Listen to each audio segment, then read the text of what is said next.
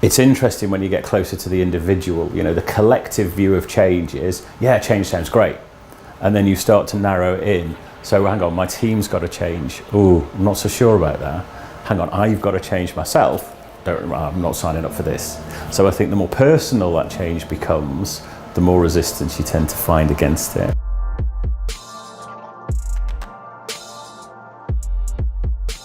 I have 4 children. They're 21, 19, 6 and 2, so quite a spread. The youngest 2 are adopted, so we walked into that with our eyes open and decided to do it all again, twice. So at weekends I'm everything from the bank of dad to taxi driver to daddy pig and the hide and seek partner. So having pondered an interim career for about 4 years, I was in a perfectly safe, steady job at O2, head of prepay, and I took the leap to go into the interim market with the lure of a 3-week contract at BBC World Service. Bonkers was the word my wife used at the time. She was probably right, but I had absolute confidence that I could use that 3 weeks to make an impression. 3 weeks expanded to 14 months on that contract to complete the rollout of the project. And I've been interim, you know, for 15 years since then, with probably 3 months on the bench in total. So in hindsight, great decision. At the time, pretty scary. I wouldn't necessarily recommend anyone considering a career in interim follow that pattern in.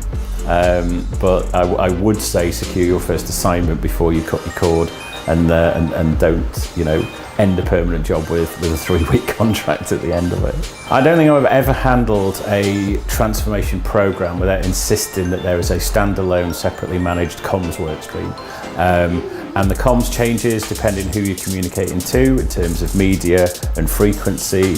But my byline with communications with any change program is over communicate. You know, I have an unwritten goal that I want people saying, okay, you've told me, that's enough. You've told me enough times in enough different ways. I get it, I understand it, I know what it is you're trying to do, I know why you're doing it. That's much better than, hang on, no one told me this was going to happen. I haven't signed up for this, I've not bought into this.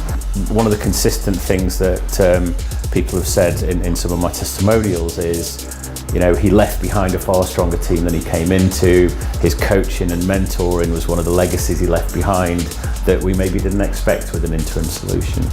So again, that's my natural style. I love to bring people on the journey. I love to invest. What I say to people in any teams that I take over is, I'll match whatever effort they put into their personal development. So if they're keen to progress, they're keen to develop, they're keen to listen and learn from someone who's got some experience, then if they want to do that outside of work, if they want to have evenings where we do that, absolutely no problem.